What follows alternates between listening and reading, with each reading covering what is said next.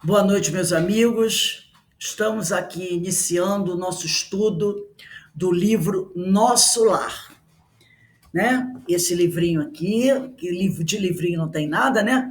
É a obra de Francisco Cano Xavier, pelo espírito André Luiz. Nós estamos estudando o capítulo 7, que tem por título Explicações de Lísias. E nós já estamos no meio do capítulo e hoje devemos concluí-lo. Então vamos começar o nosso estudo. Eu estou nesse parágrafo que inicia assim: preocupava-me, todavia, permanecer ali, num parque de saúde. Havia muitas semanas, sem a visita sequer de um conhecido do mundo. Afinal, não fora eu a única pessoa do meu círculo a decifrar o enigma da sua cultura. Então ele está dizendo, poxa, na minha família já morreu um monte de gente. E eu não vejo ninguém, só eu. Aonde será que estão os meus outros parentes que desencarnaram antes de mim? Então ele está se sentindo sozinho, não encontra ninguém, né? Amigos, aí ele diz aqui, meus pais me haviam antecipado na grande jornada. Nem os pais ele está encontrando, né? Amigos vários, noutro tempo, me haviam precedido. Por que então não apareciam naquele quarto de enfermidade espiritual? Ele estava quase dizendo assim, cadê minhas visitas, né? Para conforto do meu coração dolorido. Bastariam alguns momentos de consolação. Então, ele está querendo ver a família, ver alguma cara conhecida, a verdade é essa, para ficar assim, tipo, mais tranquilo, né? E também receber o abraço, a consolação de um companheiro desse, de alguém, né, que ele conheceu. Um dia não pude conter-me e perguntei ao solícito visitador. Perguntou a Lísia, que é o visitador da saúde, é o título que ele tem. Meu caro Lísias, acha possível aqui, onde a gente se encontra, o encontro com aqueles que nos antecederam na morte do corpo físico? Com os meus parentes, família, amigos? Como não? Pensa que está esquecido? Como não? Responde Lísias. Pensa que está esquecido? Sim, porque não me visitam. Na terra, sempre contei com a abnegação maternal. Minha mãe, entretanto, até agora não deu sinal de vida. Ele está reclamando, né? Oh, por que o pessoal não vem me visitar? Poxa, na terra minha mãe estava sempre ali, perto de mim. Poxa, por que ela até agora não deu sinal de vida? Meu pai, igualmente, fez a grande viagem 3 anos antes do meu trespasse, quer dizer, antes da minha morte, do meu passamento. Então ele está ali, né, querendo saber o que está acontecendo que esse povo não me vem visitar. Né, dizer uma palavrinha, dizer oi, tá tudo bem. Está quase chamando o pessoal de debocha, né? Fazendo uma reclamaçãozinha, quase chamando o pessoal de indiferente. Que isso, a minha mãe, tanto amor ela dizia ter por mim, meu pai, nada. Então, ele está fazendo uma pequena reclamação. E aí a gente vai conversar sobre isso aqui no nosso ecrã. Vamos ver o que a gente pode, né, estudar sobre essa questão. Então, nós estamos aí no capítulo 7 do livro Nosso Lar, é a segunda parte que esse estudo nós começamos semana passada. Então, analisando esses dois trechos aí, André Luiz, ele demonstra preocupação com os parentes que o antecederam no retorno à vida espiritual. Mas tem algumas coisas que André Luiz não sabe.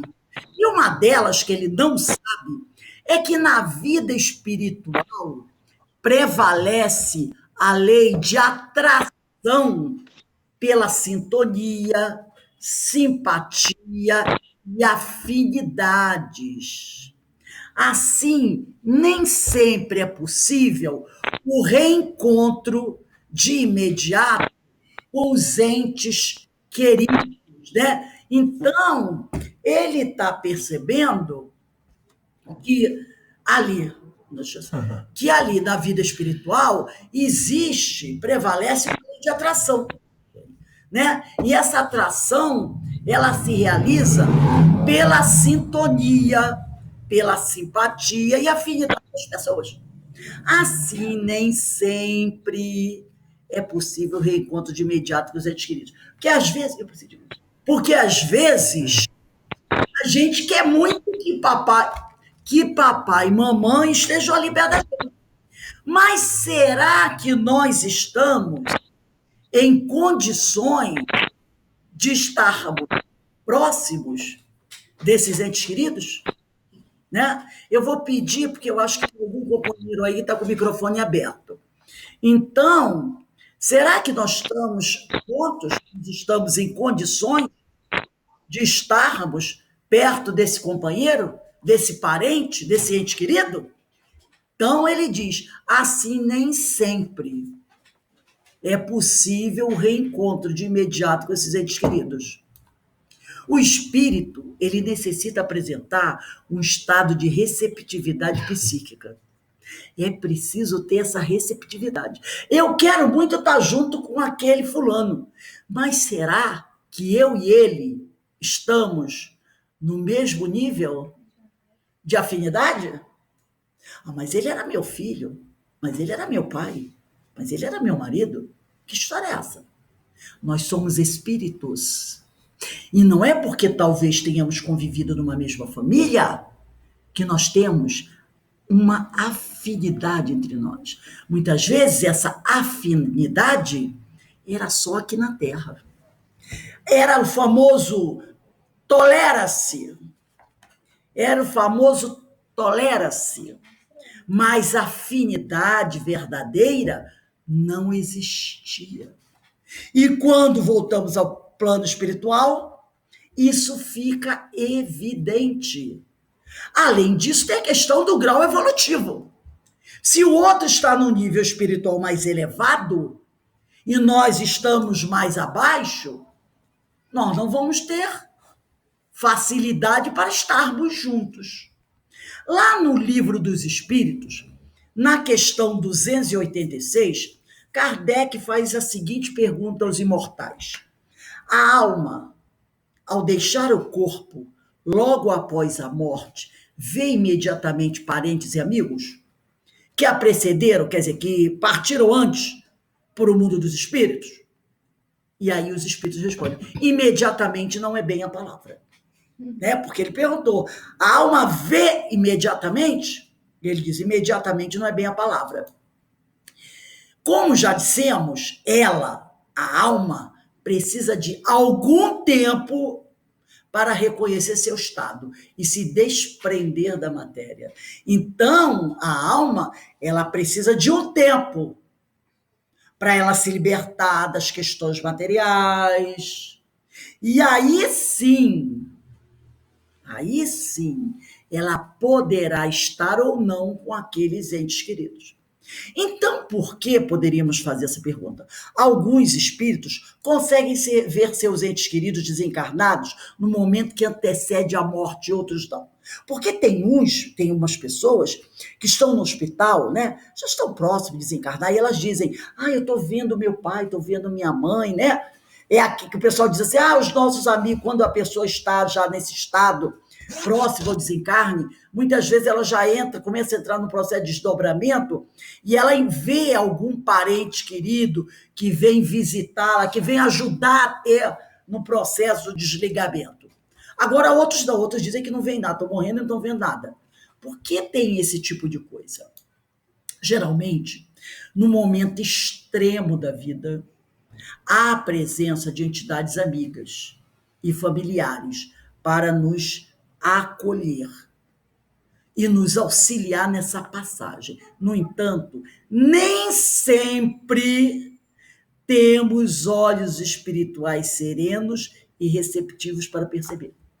Muitas vezes eles estão ali sim, os nossos entes queridos, nossos amigos. Mas nós, às vezes, estamos tão ligados à matéria, tão agitados, né?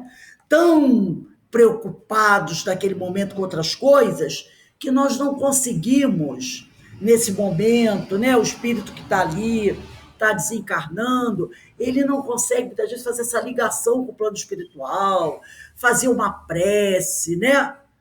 Ele às vezes fica no desespero, ai meu Deus, eu estou morrendo, o que vai ser da minha mulher, do meu filho, da minha casa, do meu carro, das minhas coisas, né? Ele não consegue. E aí, o que acontece? Ele não tem, entre aspas, olhos espirituais serenos e receptivos para perceber. Ele não se preparou para esse momento que chega para todos nós. Porque a preparação para a morte é algo que todos nós temos que fazer. Então, às vezes o pessoal está ali sim, mas ele não consegue perceber, ele não consegue enxergar, ele não consegue sentir. Ainda no Livro dos Espíritos, na questão 160, Kardec pergunta: o espírito encontra imediatamente com quem conheceu na Terra e que morreram antes dele? E ele diz sim, de acordo com a simpatia mútua entre eles. É a questão da afinidade. Muitas vezes aqueles seus conhecidos o vêm receber à entrada do mundo dos espíritos e o ajudam a desligar-se das faixas da matéria.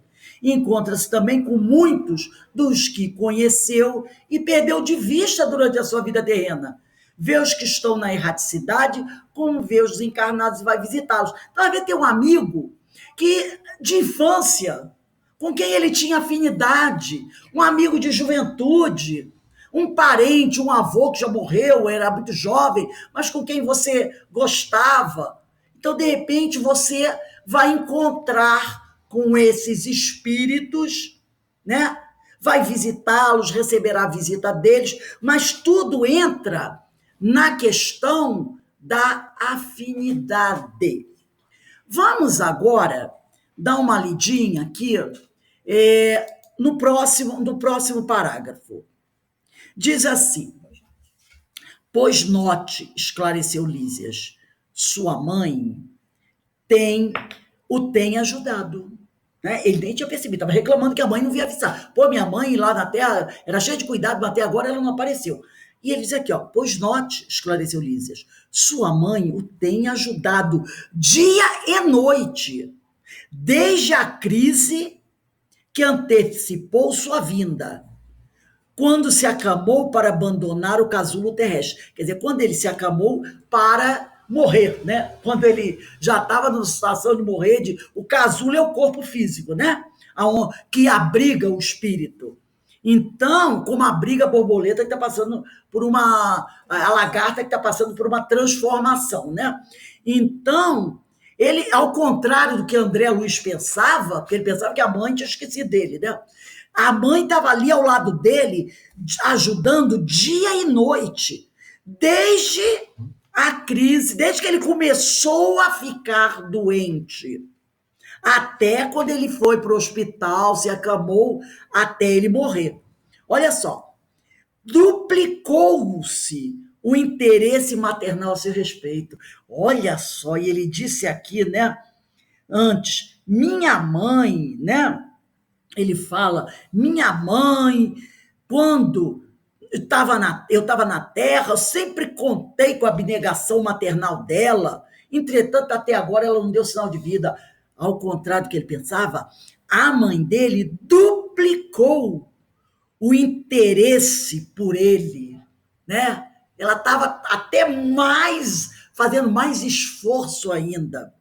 Talvez, continua Lísias, não saiba ainda que sua permanência nas esferas inferiores, lá onde ele ficou durante um tempo, durou mais de 8 anos consecutivos. Lembrando sempre desse tempo, né? Um tempo que o tempo no espaço, 8 anos lá pode ser 20 anos aqui. Então a gente não tem essa certeza, é o tempo exato, né? Então ele diz aqui, ó, durou mais de 8 anos consecutivos.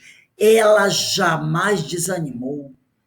Intercedeu muitas vezes em nosso lar a seu favor, rogou os bons ofícios, quer dizer, os bons trabalhos, as boa ajuda de Clarencio, que começou a visitá-lo frequentemente, até que o médico da terra, vaidoso, ele, né? Até que ele, o médico da terra vaidoso, se afastasse um pouco, a fim de surgir o filho dos céus. Compreendeu? Então, ela ficou o tempo todo ali. E se ele está do nosso lado, e se Clarencio está ajudando ele, é graças a ela, que ficou pedindo a Clarencio que eu cuidasse do filho dela. Até que o filho vaidoso, o homem da terra, era o médico vaidoso, né? Até que esse médico vaidoso começasse a passar pela transformação e estivesse como ele está agora. Então, o que ele está querendo dizer? Ela continua até agora ajudando você. Né? Você agora está deixando de ser o médico vaidoso para ser o homem mais, próximo do Senhor. Então, ela está o tempo todo, esteve e continua ao seu lado. Então, vamos ver aqui mais um pouquinho. Livro dos Espíritos, questão 160. Não, deixa eu avançar, eu voltei. Gente, espera aí um minutinho. Vamos lá. A intercessão espiritual, no caso aqui da mãe dele, né? A intercessão espiritual de amigos e mentores, quer dizer, o Clarencio é o mentor dele. A mãe, um amigo espiritual. A intercessão espiritual de amigos e mentores é uma realidade constante do mundo espiritual. Isto ocorre porque a lei universal é, antes de qualquer coisa, uma lei de amor. Desta forma, a conquista legítima de simpatia por meio da prática do bem é sempre fonte de colaboração e apoio em diversos contextos. Então, a lei do Senhor é lei de amor. Então, aqueles que já têm um conhecimento mais avançado estão sempre preocupados com os sofredores. Então, eles vêm ajudar. Muitas vezes ele não conhece aquele espírito, como Clarencio não conhecia André Luiz. Ele conheceu através da mãe. A mãe foi pedir ajuda, como ele é o espírito de amor, cheio de amor no coração, ele aceitou atender o pedido dela. Está lá, se desvelando para ajudar André Luiz. Né? Então, a intercessão espiritual de amigos é uma realidade do mundo espiritual. Nós estamos encarnados. Mas os amigos espirituais estão nos ajudando. Tem amigos espirituais que nós conhecemos, que estão nos ajudando, e tem outros que nós não conhecemos, mas simpatizam conosco e estão nos ajudando. E quando desencarnarmos, eles virão também nos ajudar e outros virão também. Desta forma, a conquista legítima de simpatia por prática do bem é sempre fonte de colaboração e apoio em diversos contextos. Por que eles fazem isso? Porque um dia alguém também fez para eles. E eles estão, de certa forma, retribuindo isso, né? Fazendo pelo outro o que gostaria que fizessem por ele, ou fazendo pelo outro o que fizeram por eles. É uma forma de você agradecer a Deus toda a ajuda recebida. A mãe de André intercedeu para que ele fosse auxiliado, mas mesmo assim ele permaneceu 8 anos. Esses 8 anos são entre aspas, porque é um tempo que a gente realmente não sabe.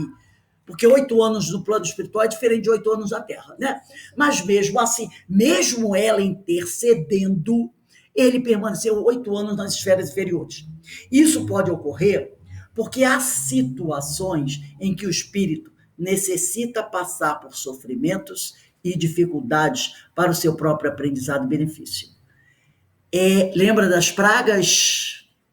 É necessário, às vezes, que a gente enfrente pragas, obstáculos para o nosso próprio aprendizado e benefício. Até que, como disse Lísias, o médico da terra, orgulhoso, vaidoso, se afastasse um tanto a fim de surgir o filho dos céus. Nem por isso, nem por ser alguém muito orgulhoso, deixou de receber ocultamente o auxílio do seu protetor Clarencio. Porque Clarencio, ele não começa a ajudar André Luiz depois que ele desencarna.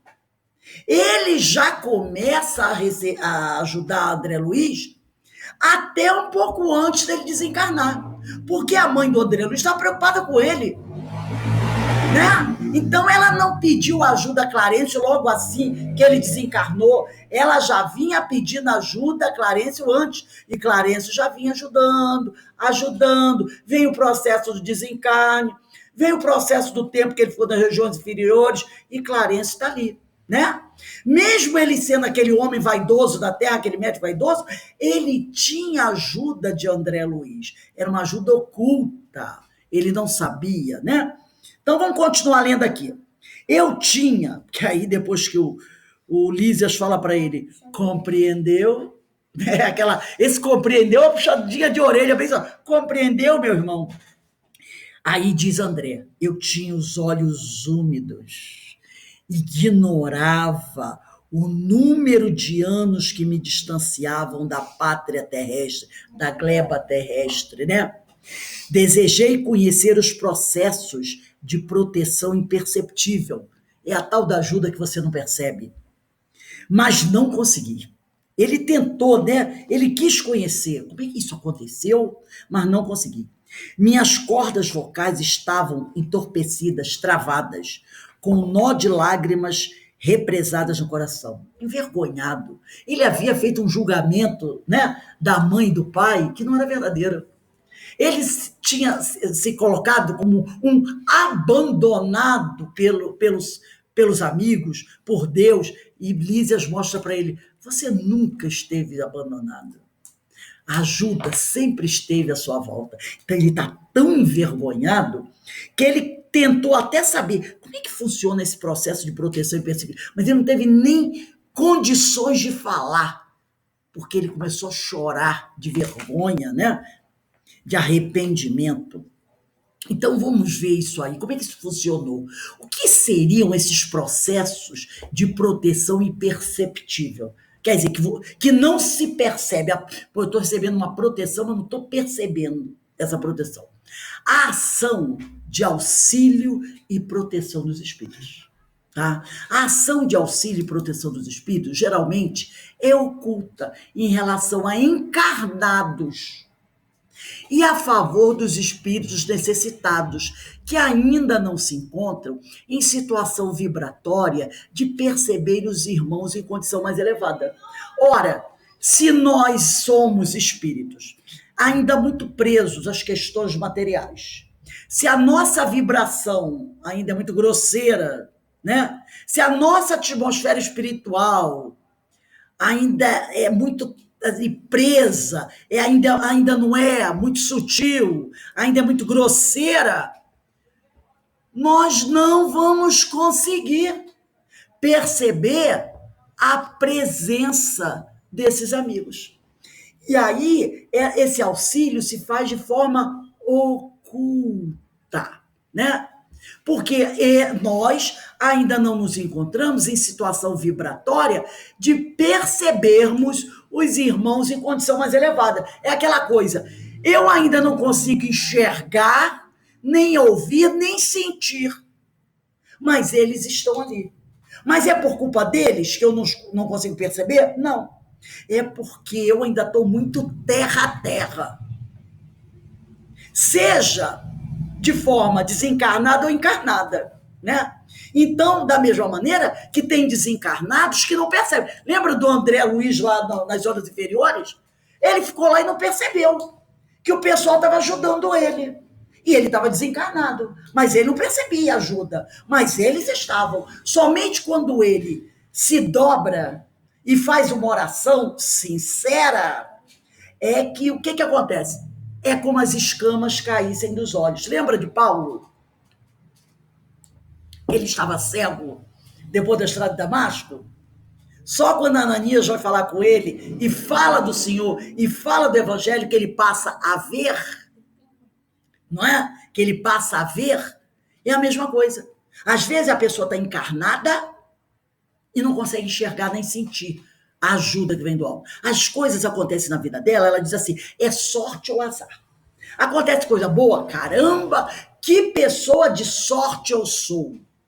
Às vezes, A coisa dá errada, caramba, que azar que eu tenho. Quando acontecem as coisas boas, ele não pensa, poxa, eu não rezei, mas tem alguém que de repente está rezando por mim, me ajudando. É isso aí. Esse contexto torna-se necessário para que essa atuação de socorro não imponha decisões que o ser necessita descobrir por experiência própria, exercendo seu livre arbítrio. Exercendo, exercendo o seu livre-arbítrio, né? Então, e o desenvolvimento do seu discernimento. Por que que eles não se apresentam para nós?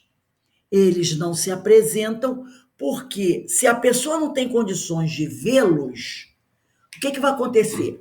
Se ela o ver, ela não, ela vai mudar o modo dela ser, não porque ela pensou, refletiu e descobriu que era melhor ela fazer assim.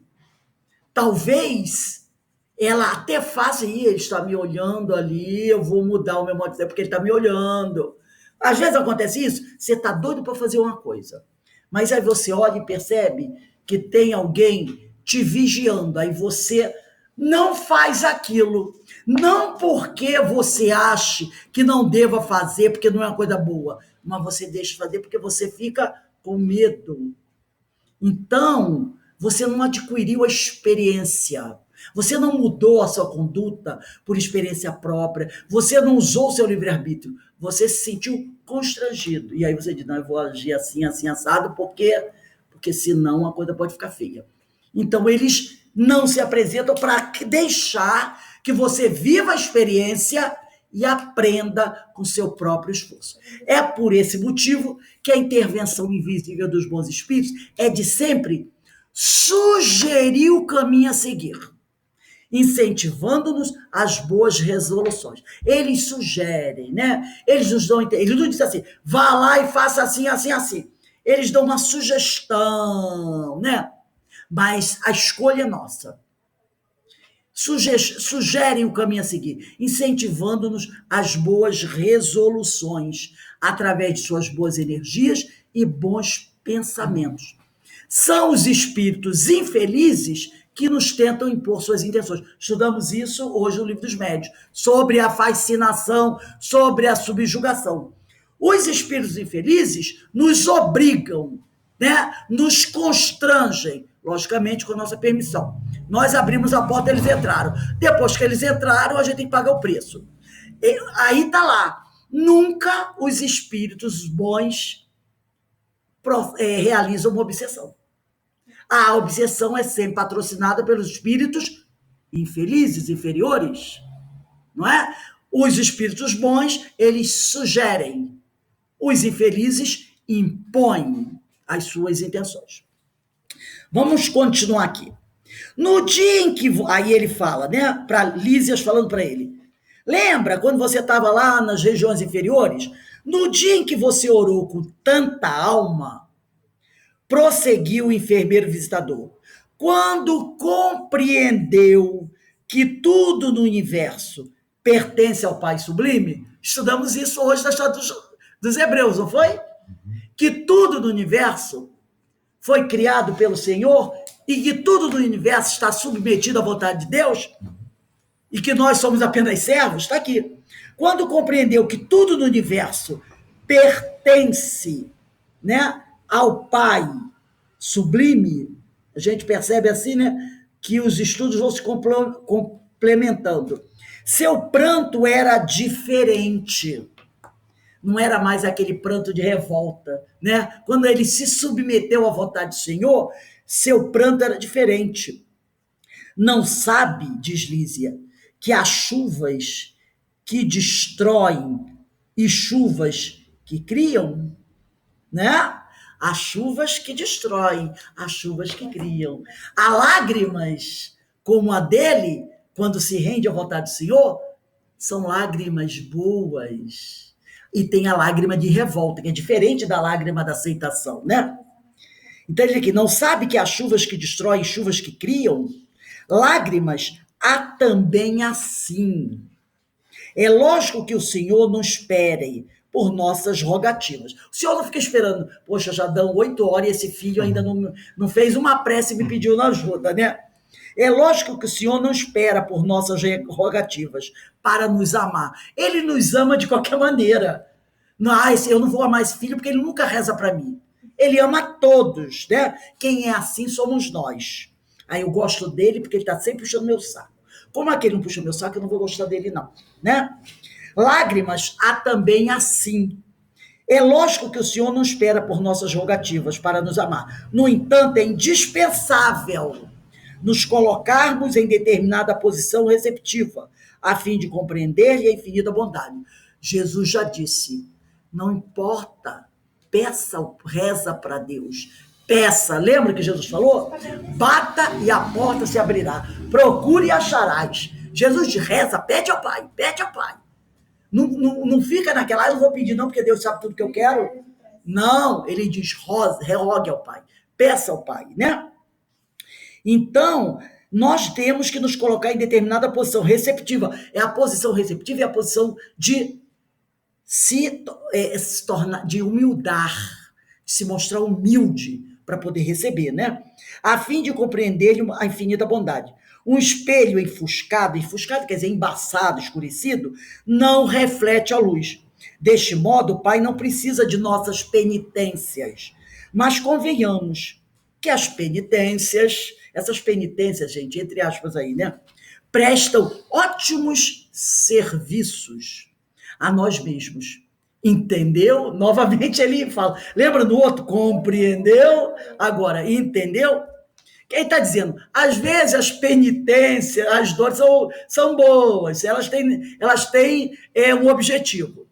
Entendeu? Aí ele fala, Lísias fala, Clarencio não teve dificuldade em localizá-lo, atendendo aos apelos de sua carinhosa genitora da terra. Você, porém, demorou muito a encontrar Clarencio. Clarencio achou você fácil, graças às orações e os pedidos da sua mãe. Mas você demorou muito a encontrar Clarencio. E quando sua mãezinha soube que o filho havia rasgado os véus escuros com auxílio da oração, então quando a mãe soube que ele havia se curvado, né, e feito aquela prece, tinha se rendido, chorou de alegria, segundo me contaram. E onde está minha mãe? Exclamei por fim. Se me é permitido, quero vê-la, abraçá-la, ajoelhar-me a seus pés. Não vive em nosso lar, esclareceu Lísias. Habita esferas mais altas, onde trabalha, não somente por você.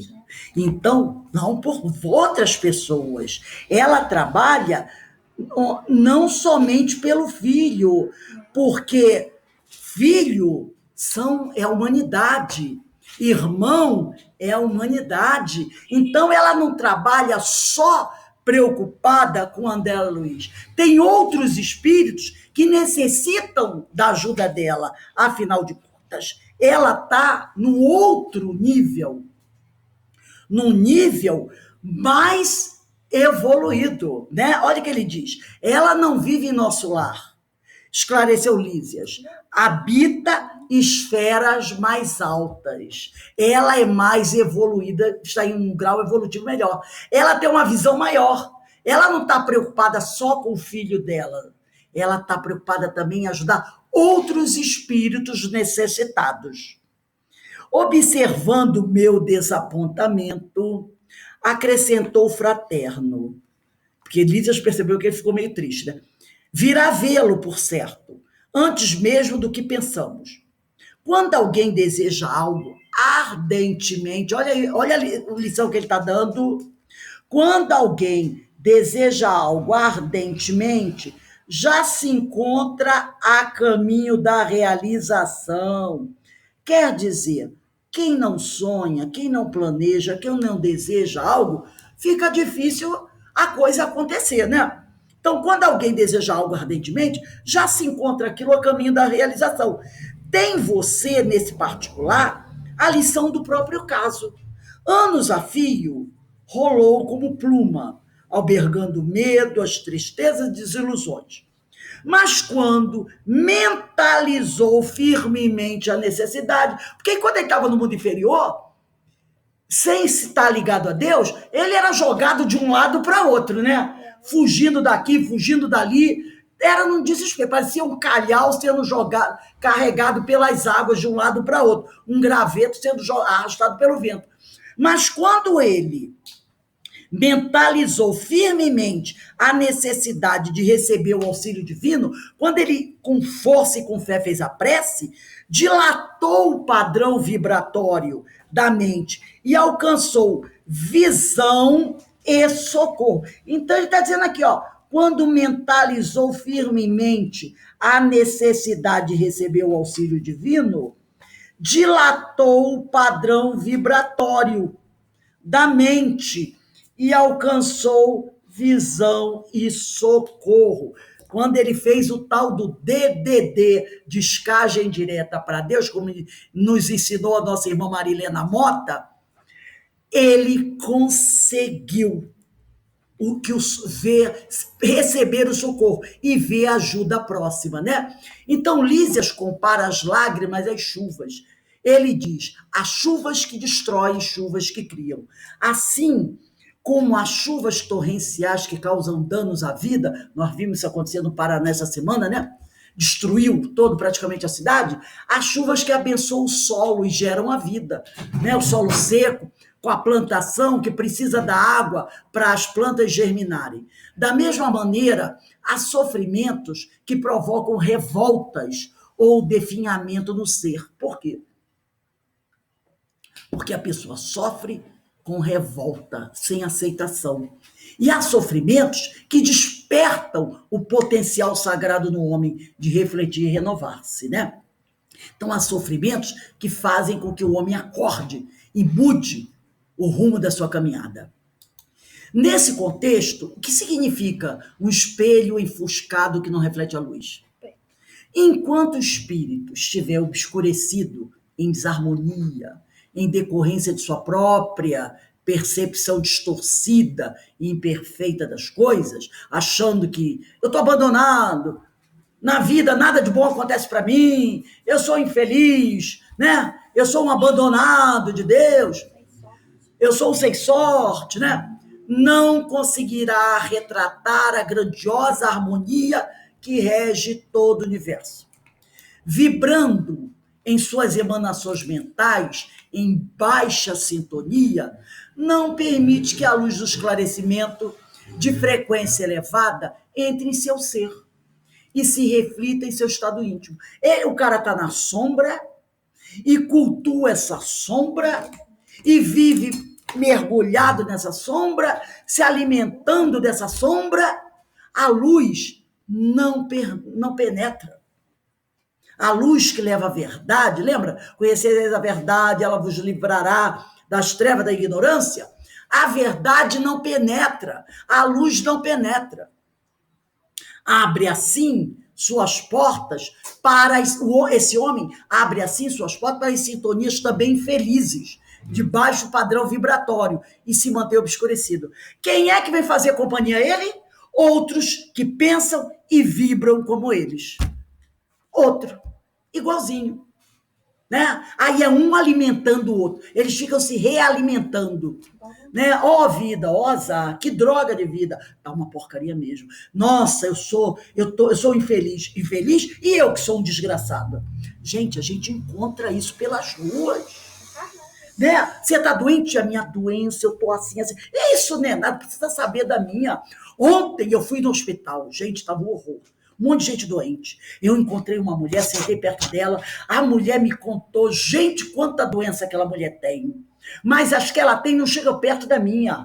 A minha, Nossa Senhora! Quantas vezes a gente encontra isso? Né? Às vezes você chega no hospital lá, tá todos esperando assim numa sala, aí um diz, eu tô aqui esperando que a coisa tá preta, o outro, preta? Aí o outro vai contra a sua dentro. E aí eu que estou assim, assim, assim. Uma vez aconteceu isso. Eu levantei e saí. Porque aí eram 4 ou 5 pessoas no hospital. Foi até aqui no Hospital Santa Teresa. Eu levantei e saí. Porque aí juntou 5, 6 pessoas para contar que o meu filho que está aqui está assim, assim, assim. Eu digo, gente, deixa eu sair daqui antes que eu fique doente. E eu saí. Porque é isso aí, né? No livro Vigilância, de Joana de Anjos, é um livrinho pequeno, muito bom, tem um capítulo chamado Por que Queres? E a mentora diz assim, há naturalmente, em todo intercâmbio, uma reciprocidade de sintonia. A lei de identidade moral e emocional responde pela comunhão de ideias entre aqueles que participam do mesmo conúbio, consórcio, né? União. Então, em todo intercâmbio, há uma reciprocidade de sintonia. A gente está ali trocando vibrações, né? O que é isso? A lei de identidade moral e emocional, que responde pela comunhão de ideias entre as pessoas. Então, se as pessoas estão ali, eu matei 1, eu matei 5, não, os 5 que você matou não chega perto dos 10 que eu matei. Isso é uma lei de identidade moral e emocional. A nossa sintonia está baseada nessa lei de identidade moral e emocional, né? Daquelas pessoas que participam dessa união. Mantenha, diz Joana, o indivíduo um salutar padrão mental e comportamental superior. Mantenha sua vibração elevada. E de forma alguma, se você buscar elevar o seu padrão vibratório, de forma alguma, os espíritos doentes, ignorantes, encontrarão campo para os seus desideratos perniciosos, para os seus propósitos prejudiciais. Ali tem uma vírgula depois de espírito que está colocada de forma inadequada. Os espíritos doentes e ignorantes. Né? Essa vírgula depois de espírito não existe. Os espíritos doentes e ignorantes encontrarão campo para os seus propósitos prejudiciais. Porque se o seu padrão vibratório estiver alto, quem está embaixo não te alcança. Em toda a área de comunicação, a mensagem somente é recebida por quem lhe permanece na faixa de registro. O cara mandou a mensagem. Só quem vai captar aquela mensagem é quem está na faixa de registro dele. Quem está acima, até se a mensagem dele for baixa, não vai captar, não vai pegar. Só quem está ali na raia miúda vai pegar. Aí continua a mentora. Ergue-te. Ela está sendo imperativa aqui, né? Ergue-te mentalmente acima das faixas vibratórias nas quais se movimentam os espíritos vulgares e impuros. Ela disse, sobe esse padrão vibratório. Fica acima desse terra a terra, dessa mediocridade vibratória. Resguarda-te do pessimismo e da suspeita, que são fatores propiciatórios, quer dizer, fatores que possibilitam para o desequilíbrio. Porque tem pessoa que suspeita de tudo, né? Ai, meu Deus, acho que vai acontecer uma coisa ruim para mim. Ai, meu Deus, eu acho que você está querendo me derrubar, não é assim? Ah, você pensou assim porque você não gosta de mim. Ah, eu percebi o que você queria dizer. Você quer me humilhar, você quer isso, aquilo, né? E ele diz, e o pessimismo? Ó dor, ó vida, ó azar. Esse é o pessimismo, né? Ó dor, ó vida. Então ela diz, resguarda-te, abandona, proteja-te. Ele se afasta do pessimismo e da suspeita, que são os fatores que possibilitam, que levam a gente para o desequilíbrio. Consolida as disposições felizes, firma pé nas coisas boas, né? Consolida, como ela diz aqui, vou voltar, consolida as disposições felizes no íntimo, mentalizando bem e a ele entregando-te a fim de pairares em clima superior de paz. Mantenha o pé firme aí no bem, pensando coisa boa, coisa superior. Não se deixe abalar nem cair. Né? Medita e ora. Ela dá aqui a solução. Medita e ora, agindo corretamente. E se algo ainda assim te acontecer, mesmo que você faça todo esse esforço para se manter aqui em cima, e se algo ainda assim te acontecer, compreende que é um episódio fortuito, passageiro, da vida que não te merecerá mais consideração. Se mesmo assim você fazer todo esse esforço, de vez em quando acontecer alguma coisa que não é legal, pensa o seguinte: isso vai passar. Isso também passa. É uma coisa fortuita, né? Mas não vai ser, não vai continuar acontecendo. Aconteceu por acontecer, né? Mas eu vou me manter vigilante para evitar que aconteça novamente.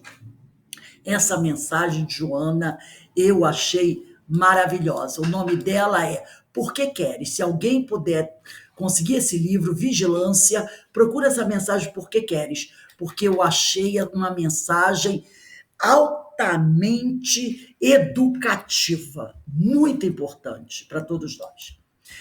E aí, continuando a refletir com o que Lísias falou, Lísias disse para André: o pai não precisa de nossas penitências. Aquela coisa, né? Senhor, eu juro, Senhor, eu vou ficar um mês sem comer batata frita, vou ficar um mês sem o cinema, vou ficar um mês sem ver a novela das 8, vou ficar um mês sem fazer isso para poder receber aquilo, para o Senhor me perdoar.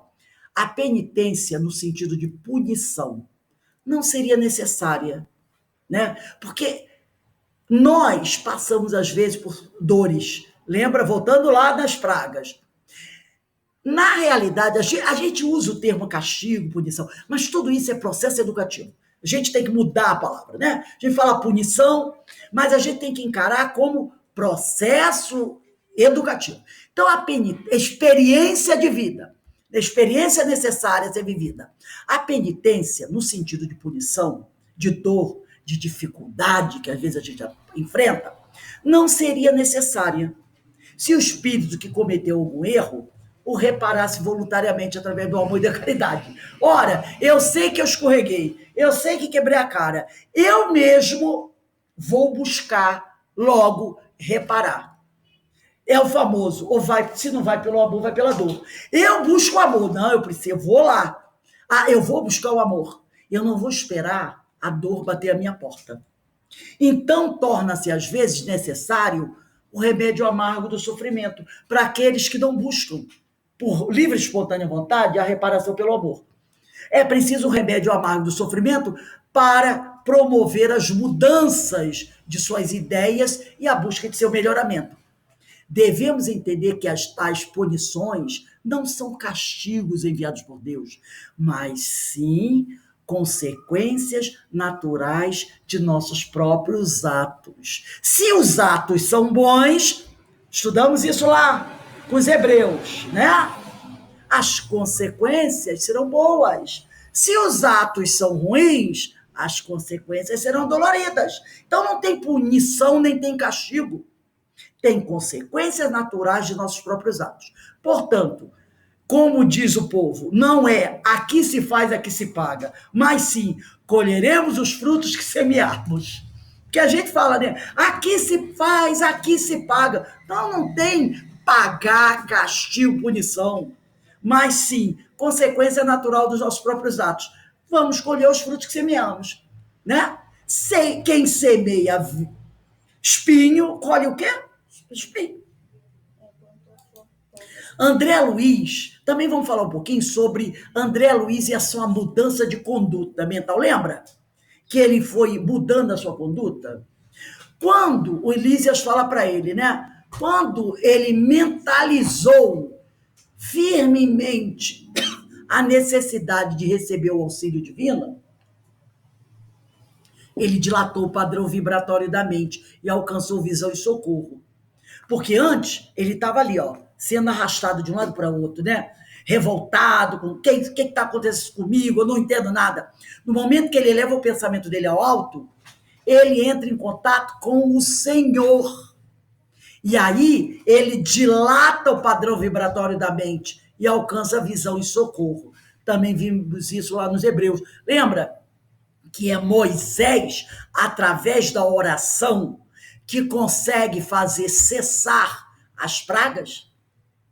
Quando ele vê que a dor já está muito profunda sobre o povo egípcio, o povo que não segue os ensinos do Senhor, ele aí eleva o pensamento dele a Deus, faz a ligação com Deus através da oração, e o Senhor se apieda e mostra a sua misericórdia, aliviando a dor. Quando André Luiz mentalizou firmemente a necessidade de receber o auxílio divino, dilatou aí o padrão vibratório da mente e alcançou visão e socorro. Ao elevar o pensamento em prece, André modificou o seu padrão vibratório. Foi o que a lição quis mostrar. Que se nós orarmos ao Senhor, o alívio das nossas dores, as nossas pragas cessarão, os obstáculos, né?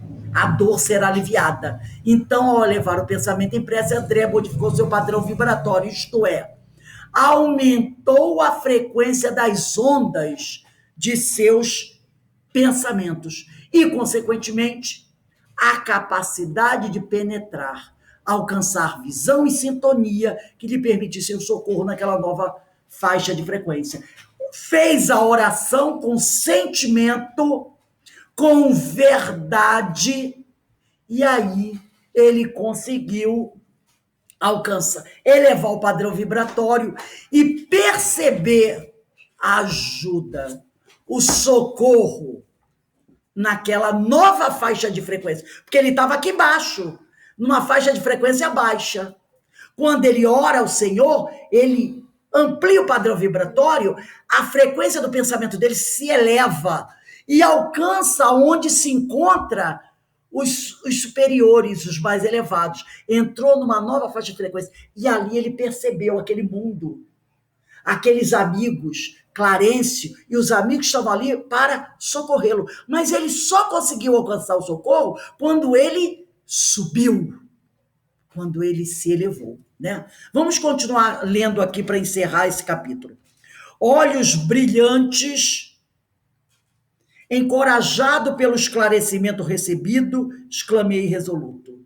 Aí Lísias, o André ficou com olhos brilhantes, né? Porque ele tinha recebido uma lição de Lísias, nossa, maravilhosa. Aí ele diz, exclamei resoluto, é decidido, né? Desejarei então com todas as minhas forças. Ela virá, ela virá. Então ele vai desejar com todas as forças que a mãe venha, né?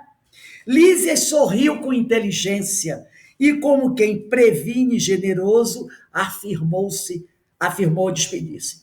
Convém não esquecer, contudo, que a realização nobre, quer dizer, desejar para conseguir algumas coisas, exige 3 requisitos fundamentais, a saber, primeiro, desejar.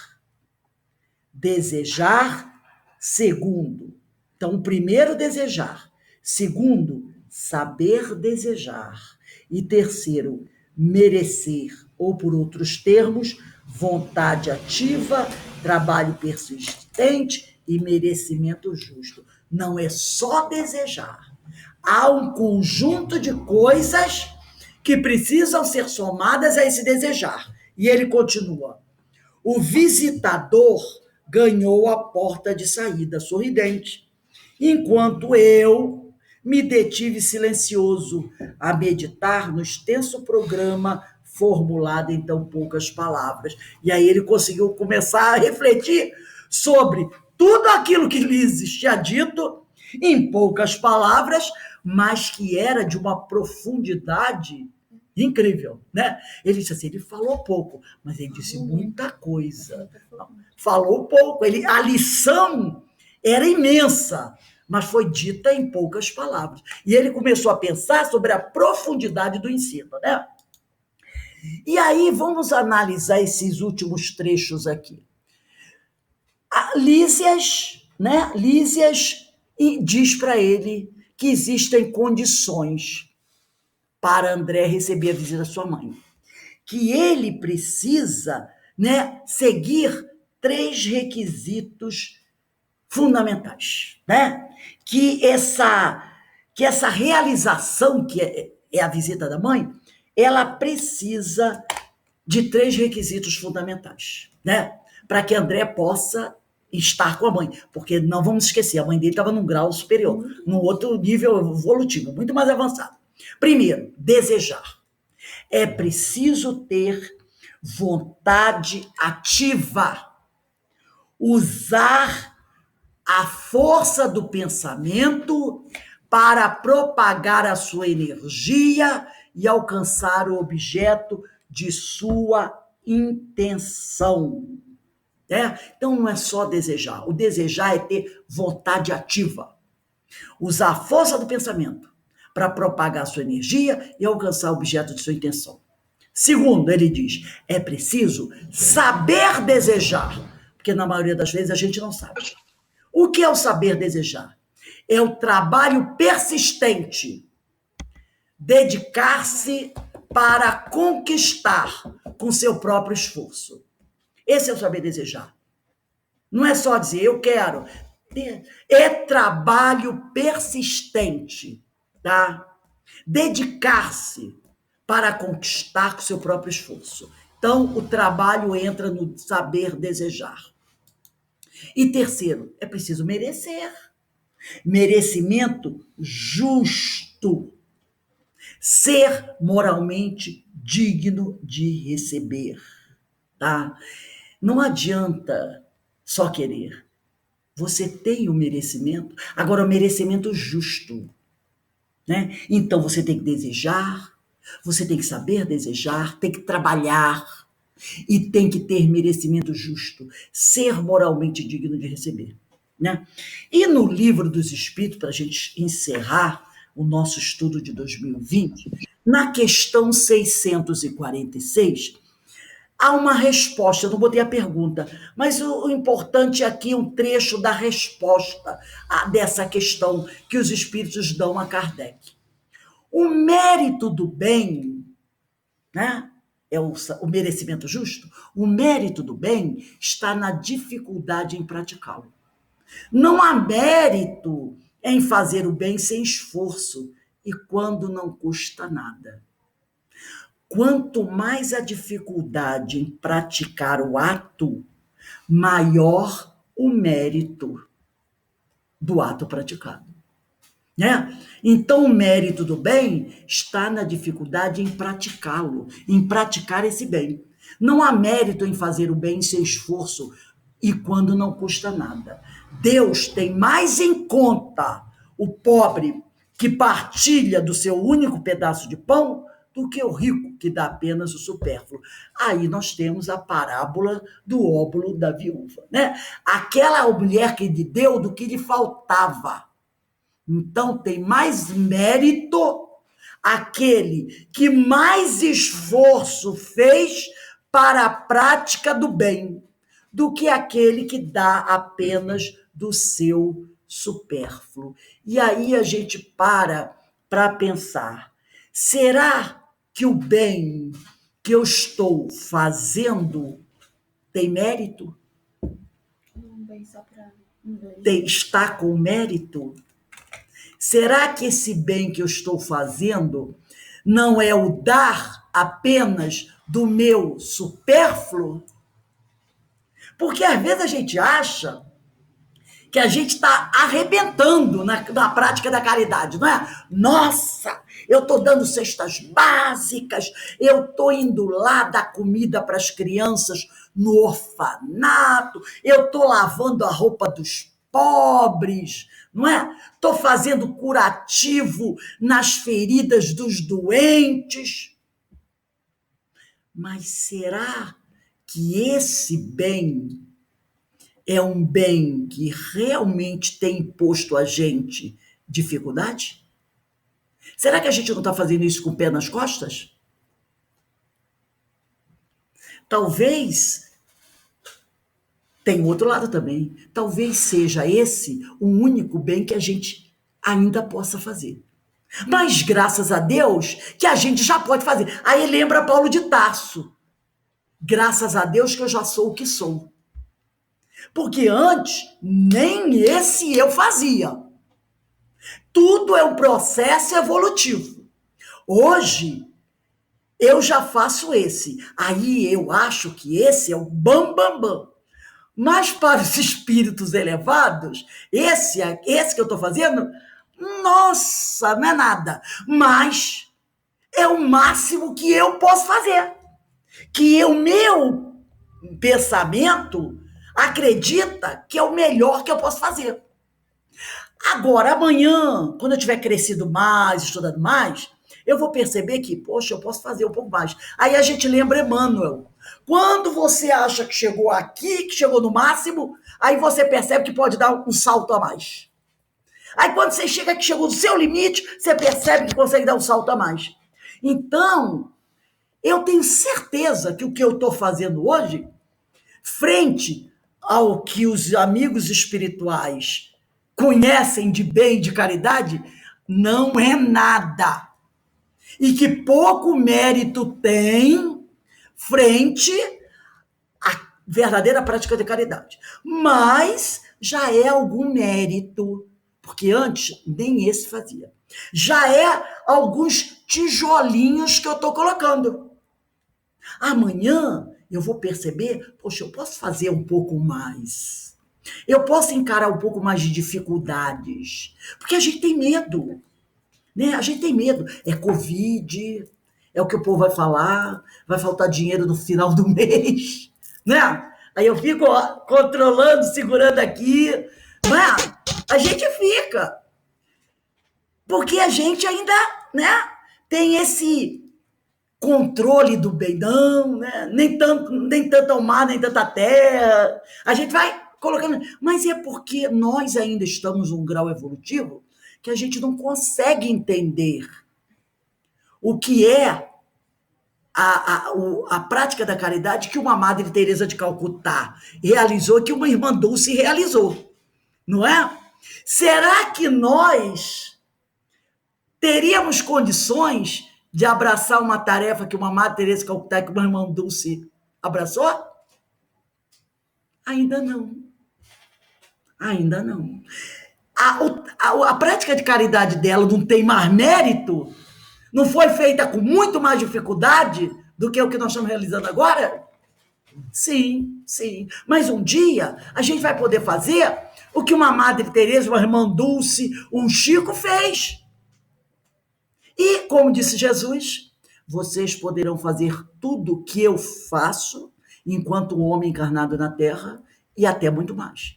Ele não estava falando quanto ele, espírito puro.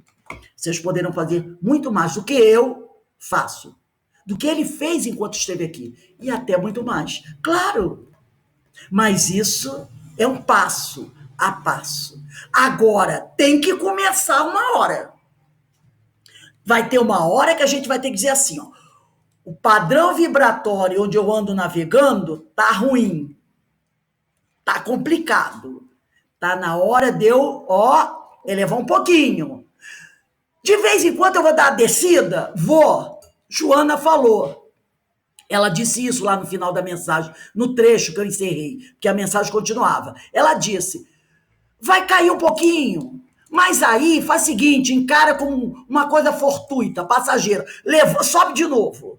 Daqui a pouco vai acontecer de novo uma quedinha, tudo bem, mas faz o seguinte, não fica aqui não gosta não gosta do lugar que você está não, sobe de novo. Porque vai chegar um momento que você vai acostumar a ficar aqui e não vai cair mais. Aí quando acontecer isso, sabe o que você vai fazer? Opa, vou arriscar voos mais altos. Aí tu, sobe mais um pouquinho. E a cada faixa de frequência que você sobe, você encontra uma população nova de espíritos. Você encontra uma gente nova, espíritos com pensamentos mais abertos, e aí você vai gostando, porque aquele ar é um ar melhor de se esperar, de se respirar. E aí quem está aqui pode atirar flecha para cima, não vai te acertar.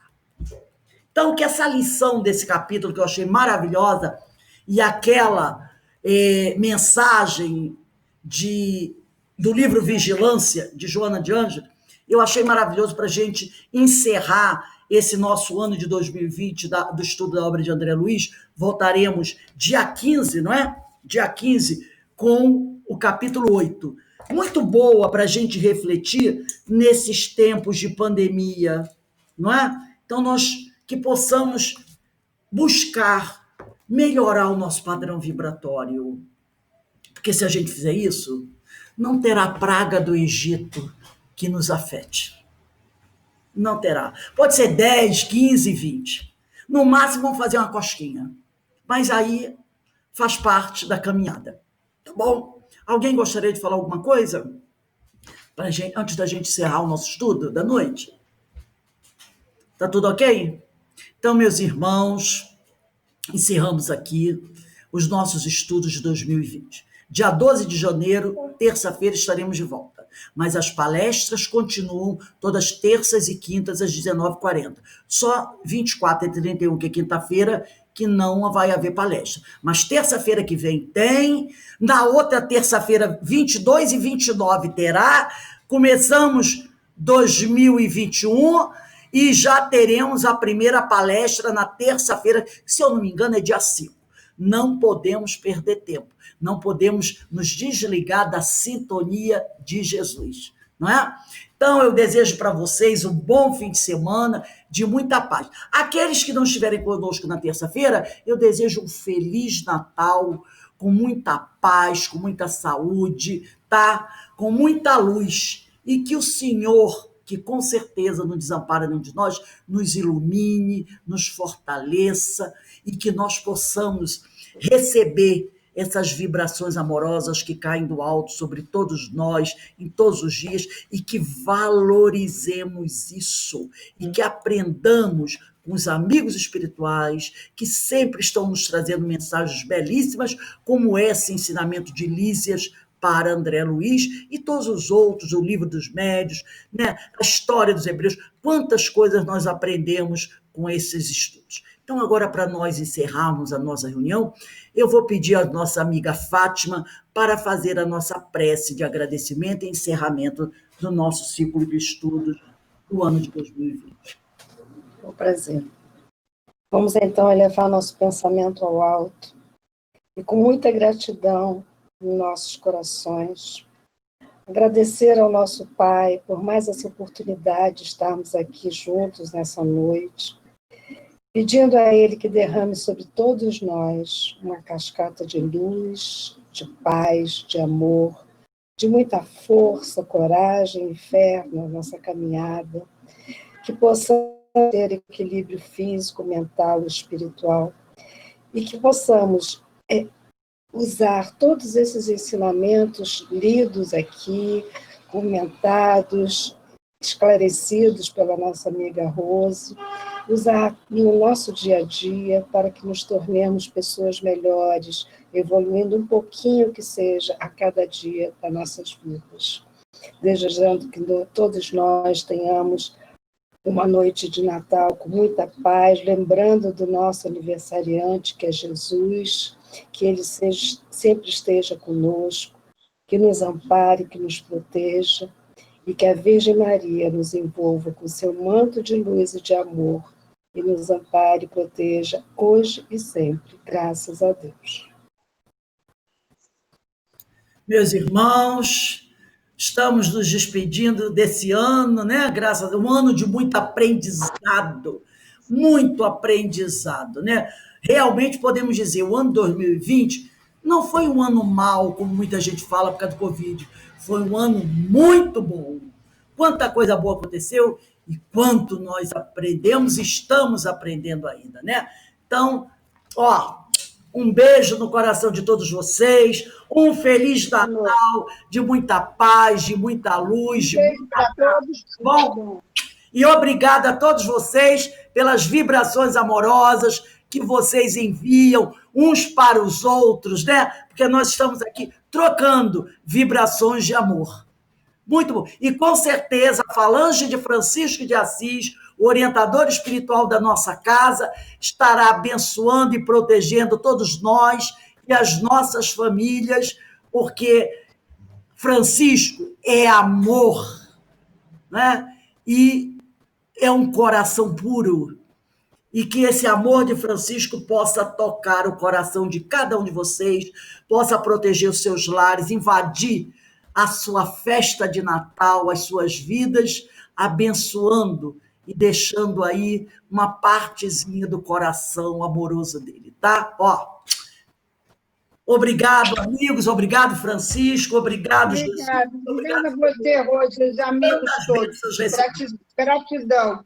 Muito obrigado. Um ano de muita paz para todos vocês. Boa noite, gente. Boa noite. Fiquem com Deus, que o Senhor... Boa noite, um bom Natal para vocês, um bom ano novo. A todos nós. O povo daqui manda um beijo para vocês. Tchau, gente. Tchau. Tchau. Um abraço aí no seu Valdir, hein? E no Menezes. Tchau. Tchau. Um abraço para o nosso amigo aí, Rosemary. Para você também, meu amor. Tudo de bom. Bom Natal aí. Nos seus filhos, no seu marido, em todo mundo. Que Jesus abençoe a todos, tá? E para você também, meu. As meninas. Saudade. Tchau.